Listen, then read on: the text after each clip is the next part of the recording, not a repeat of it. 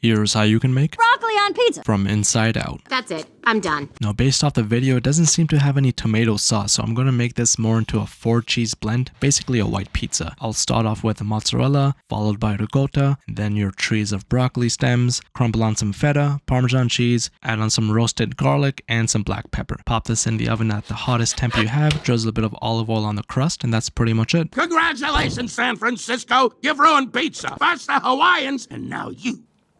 No issues with that. If you like cheese and broccoli, then it kind of reminds me of a cream of broccoli soup, but in pizza form.